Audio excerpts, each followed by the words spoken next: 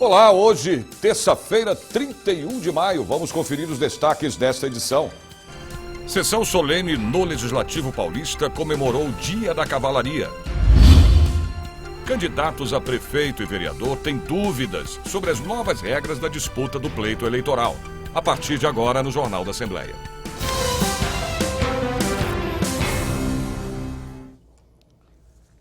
E a Assembleia Legislativa comemora numa sessão solene o Dia da Cavalaria no plenário Juscelino Kubitschek.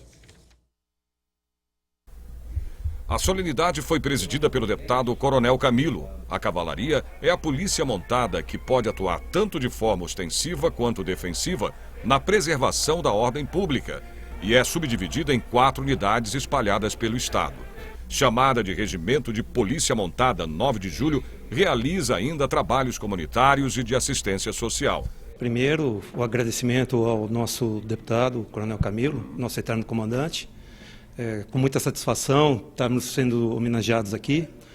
O Regimento de Cavalaria, uma unidade centenária, a qual é responsável pelo policiamento montado em todo o estado de São Paulo. São palavras de agradecimento pela merecida homenagem a esses valorosos policiais que têm uma interação com a sociedade de uma maneira bastante próxima, tanto na parte de prevenção criminal, no policiamento montado, algo tradicionalíssimo na Polícia de São Paulo e no mundo também.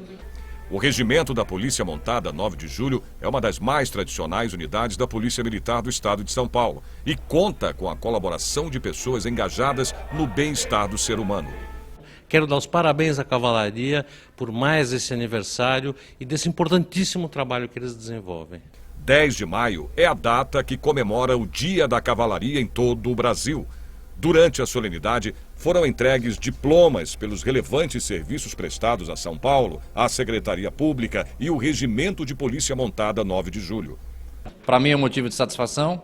A Cavalaria é uma tropa que pertence ao choque, reserva do comando da instituição. E a gente usou bastante o Regimento de Cavalaria em muitas ações de polícia, ações em campos de futebol, ações de manifestações e principalmente no policiamento na região centro, ali na região da Cracolândia, porque o policial em cima do cavalo ele está numa posição privilegiada e além disso o cavalo atrai as pessoas, atrai os adultos, atrai as crianças, as pessoas gostam dos animais.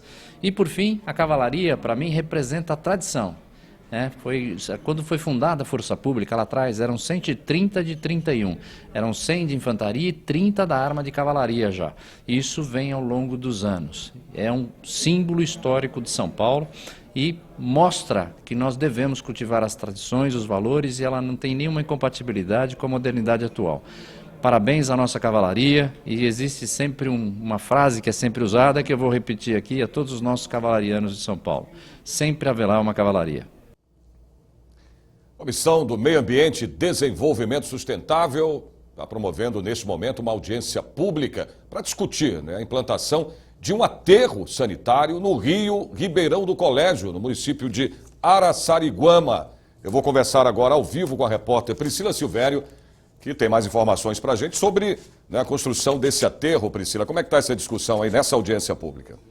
Boa tarde, Sérgio. Boa tarde a todos. Bom, aqui na audiência pública, pesquisadores, as pessoas que moram na região vieram aqui para falar e se posicionar contra a construção deste aterro sanitário na região, principalmente porque fica na região de mananciais e para o meio ambiente, com certeza, algo muito grave. Bom, quem vai falar um pouquinho mais para a gente é a deputada Ana do Carmo, do PT, que é a vice-presidente da Comissão de Meio Ambiente. Eu queria que a senhora explicasse como que foi, então, essa reunião, o saldo dela e também tivemos depoimentos aqui que não esclareceram muito.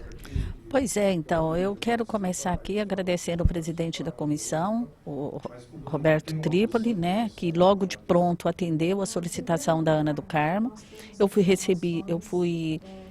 Recebi no meu gabinete várias autoridades da cidade, da região e vários movimentos organizados. E tudo começou assim.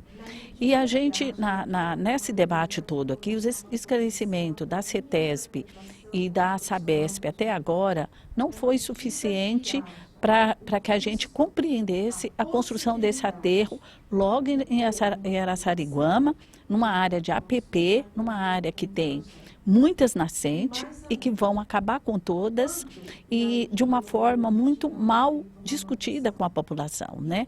Então, sempre que eles vão fazer empreendimento desse porte em várias regiões, a gente já acompanha isso há mais de 30 anos, as propostas deles, quando eles chegam para construir um aterro, esse tipo de obras, eles prometem tudo, mas quando, na verdade, vira realidade, nada mais eles fazem e nada mais está comprometido para fazer. Haja visto a questão do Rodoanel, que até hoje eles não fizeram a compensação ambiental. Então, essa história de que vai fazer a compensação ambiental e que vai entrar com tantos milhões para compensar e que tudo vai ser mil maravilha, é mentira. Então, na verdade, o que essa população tem que fazer é bater muita panela na rua, fazer muito movimento e não aceitar a construção. Eles é que avalia melhor e acha outra área para poder fazer, e não lá. Se essa população não se organizar, se depender do governo do estado, se depender da CETESP, da SABESP, e aí vai ser construído lá. Só se barra isso com luta, com movimento organizado, igual a gente barrou em São Bernardo do Campo. E pode atrapalhar também até a produção de vacinas, de remédio por conta do Instituto Butantan. Com certeza, essa questão do Butantan, que tem lá toda essa, é pior ainda, né? Um absurdo. E você viu a declaração dos representantes do Instituto Butantan que não foram ouvidos, né? Que não atenderam, não foram chamados em nenhum momento. Então, essa comissão, ela tem uma grande responsabilidade nesse momento, que é debater esse assunto e lutar para que isso não aconteça. Eles pegariam uma parte da área do Instituto Butantan?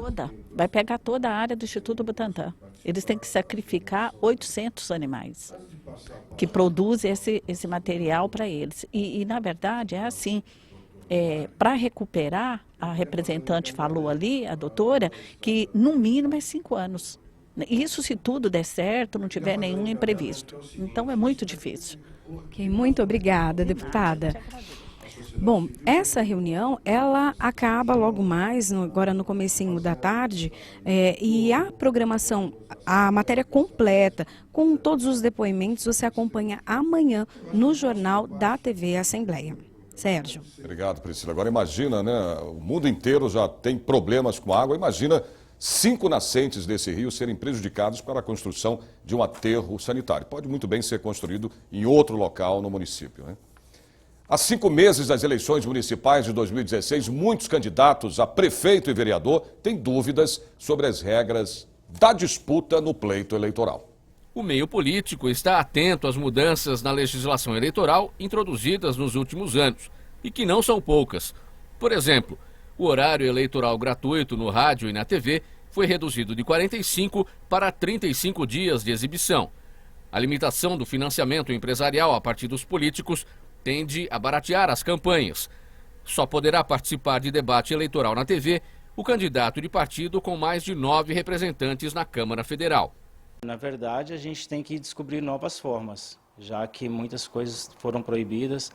E a propaganda do candidato, ela precisa estar na rua, ele quer lá na rua, que é onde ele encontra o eleitor. Só que o que acontece, como muitas coisas não pode mais, como outdoor, placas, o cavalete, então a gente precisa encontrar novas formas para poder estar colocando esse candidato, deixando ele visível na rua.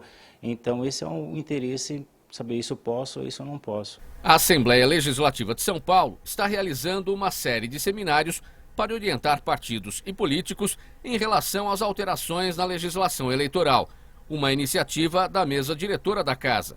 É isso que nós estamos procurando fazer aqui na Assembleia Legislativa, é dar uma noção de como a campanha deve acontecer e que já está acontecendo. Nós temos vários candidatos que já vêm fazendo esse tipo de trabalho e vamos continuar fazendo esse simpósio, vamos continuar debatendo para ajudar os agentes políticos a não errarem na eleição. O terceiro encontro lotou o maior auditório da Assembleia Legislativa com mais de 6 horas de palestras e debateu a construção da imagem do candidato na internet. Cada universo, cada mídia, né, cada veículo, ele tem a sua especificidade, né? Então tem que ser, isso é muito importante, respeitar né, cada uma delas, então, etc. Se a gente está falando de redes sociais, e mesmo dentro das redes sociais, como por exemplo o Facebook, o Instagram, etc., o Twitter, se tem que pensar, se tem que planejar muito bem qual que são as tecnologias e qual tipo de conteúdo realmente faz sentido, e tem muito um trabalho de experimentação, né? Hoje a tecnologia, a comunicação digital, ela te permite você experimentar muito e ver os resultados de fato daquele tipo de comunicação. E para quem acha que a melhor defesa é o ataque, este especialista em marketing político orientou como o candidato deve agir para neutralizar a guerra da informação eleitoral promovida por adversários. É preciso, primeiramente, ter um discurso que seja coerente, que seja verdadeiro, tanto com a realidade do candidato, quanto com a realidade da vida que ele vive, da cidade que ele está disputando uma eleição, no caso aqui das eleições de 2016, que são eleições municipais. Além disso, ele teve uma ofensa, por exemplo, no Facebook. A página dele talvez não tenha assim tanta rotatividade, tenham poucas pessoas que interajam com ele nessa página. E aí, de repente, ele pega além de dar uma resposta negativa na página, quando ele é convidado para dar uma entrevista na TV, uma entrevista na rádio, ele leva essa questão adiante. Então ele amplifica uma negatividade em um outro canal que não foi o de origem, foi originado na internet. E ele então levou para um canal que tem muito mais visibilidade e propagou um discurso negativo sobre ele. Então ele deve manter a desconstrução, a resposta a ela, sem ter uma negatividade nessa resposta, falando de coisas positivas, ou se não tem como falar algo positivo, que fale algo padrão, eticamente aceitável, e manter nesse canal. Nunca tentar fazer com que essa desconstrução, que esse xingamento, vá para outros canais de maior impacto. Saber agora da previsão do tempo para amanhã, quarta-feira. São Paulo com tempo encoberto, a máxima é de 23 graus. Campinas, tempo também encoberto, a máxima deve chegar aos 24 graus. São José dos Campos, quarta-feira, com tempo nublado, a máxima é de 23 graus. Sorocaba, tempo encoberto, temperatura alcança os 24 graus. Ribeirão Preto, tempo com sol entre nuvens, termômetros deverão marcar até 25 graus. O Legislativo Paulista comemorou o Dia da Comunidade Turca em São Paulo. Esse e outros assuntos, já já.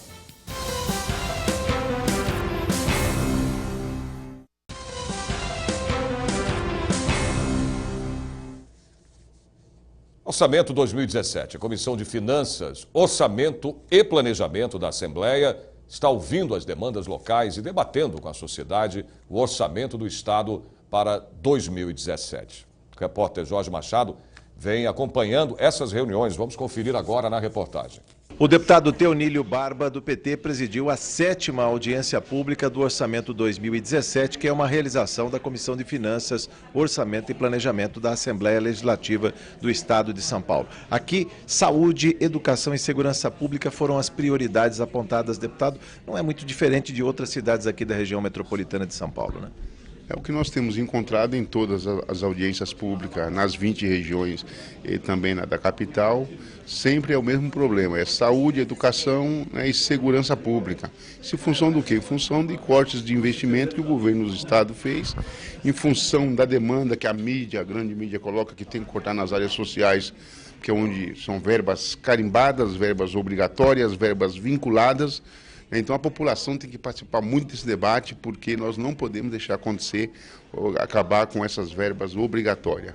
Já havendo obrigatoriedade, eles acabam contingenciando, você imagina, na hora que der autonomia para os governos, né, sejam eles prefeitos ou governos de estado, ou presidente da República, tiver autonomia de cortar nas áreas sociais. Nós não podemos permitir. O senhor, inclusive, falou em números aqui, 5 bilhões que tinham sido contingenciados, talvez dos investimentos aí cerca de 20 bilhões da peça central do orçamento. O que falar desses números? Estão fazendo falta?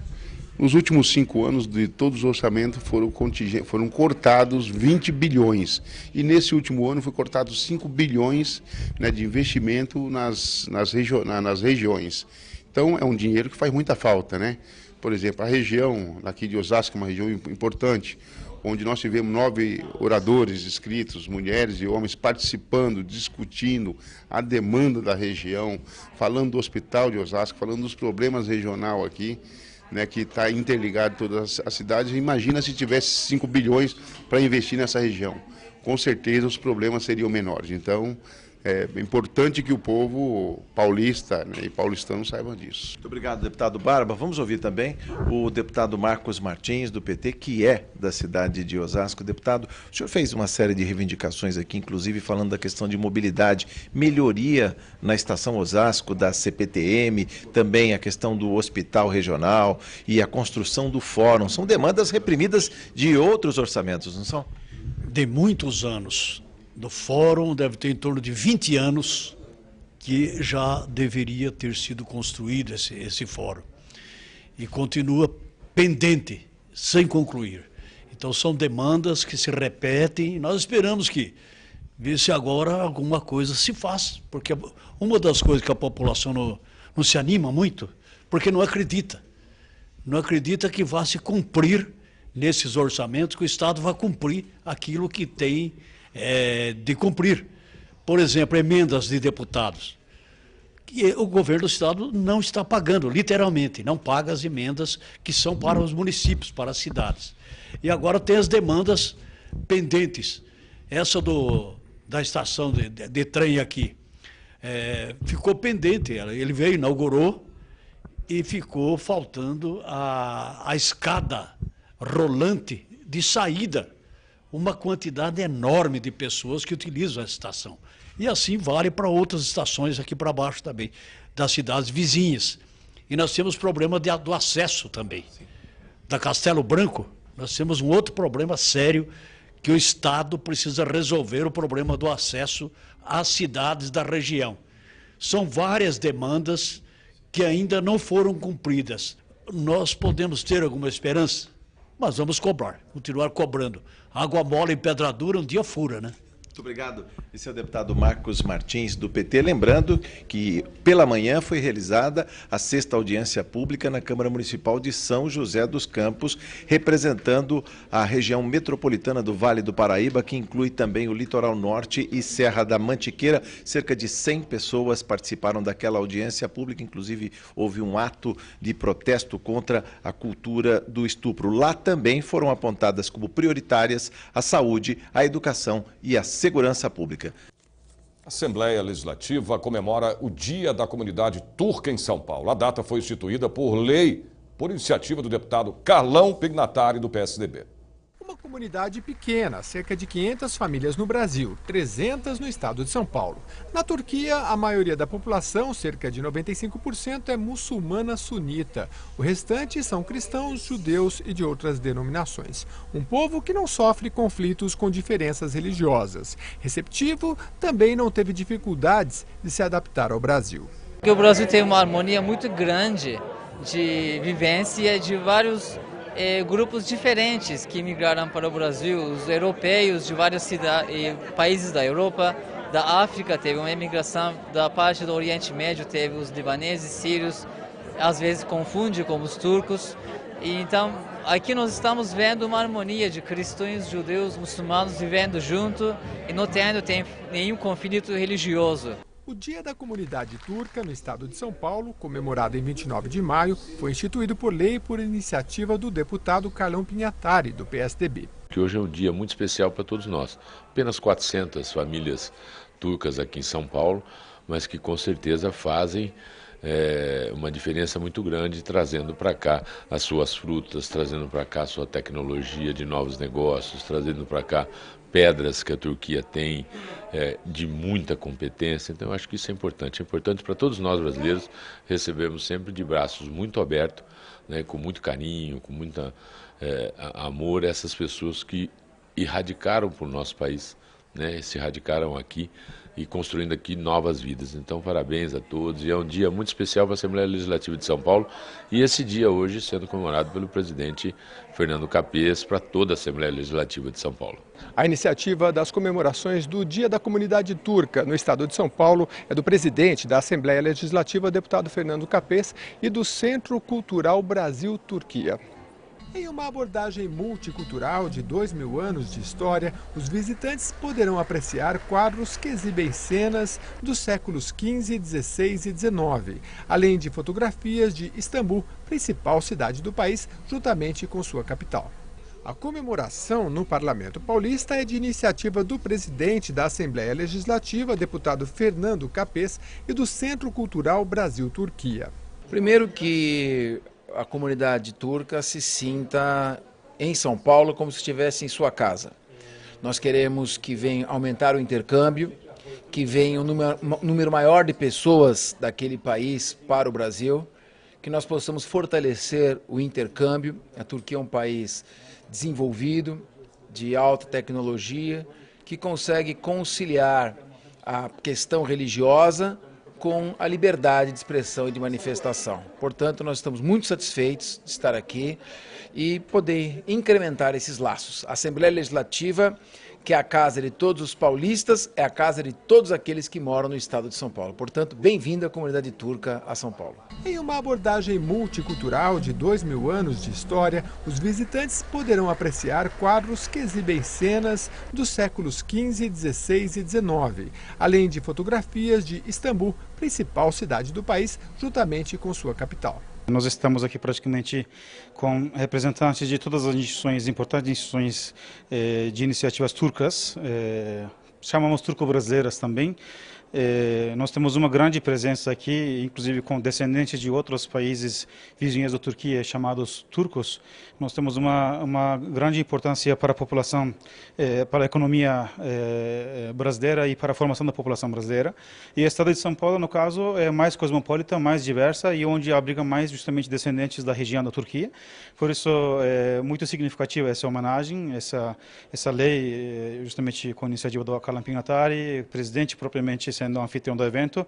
Nós devemos muito realmente agradecimentos a ele por reconhecer a importância da comunidade turca no estado de São Paulo. Mais previsão do tempo para amanhã, quarta-feira, em outras cidades do interior e também do litoral do estado. Santos, nublado, a máxima chega a 29 graus. São José do Rio Preto, a quarta-feira, terá sol entre nuvens, máxima de 27 graus. Mogi das Cruzes, dia com tempo encoberto, temperatura deve chegar aos 25 graus. Piracicaba, quarta-feira de tempo com sol entre nuvens, os termômetros devem bater os 24 graus. Próximo bloco, a Assembleia realiza o 3º Congresso Cabelo e Ciência. Você vai ver em instantes.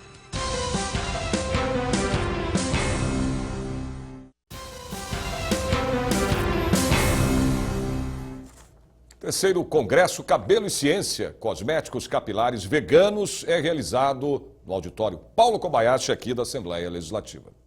O objetivo do encontro é reunir trabalhadores e observadores da área de estética capilar a partir do universo vegano. Veganismo é uma filosofia de vida que busca excluir, na medida do possível e praticável, todas as formas de exploração e crueldade contra animais na alimentação, vestuário e qualquer outra finalidade, como, por exemplo, os cosméticos capilares. O evento tem ainda como finalidade promover o desenvolvimento e uso de alternativas livres de origem animal para o benefício de humanos, o que já é possível dentro desse ramo de trabalho.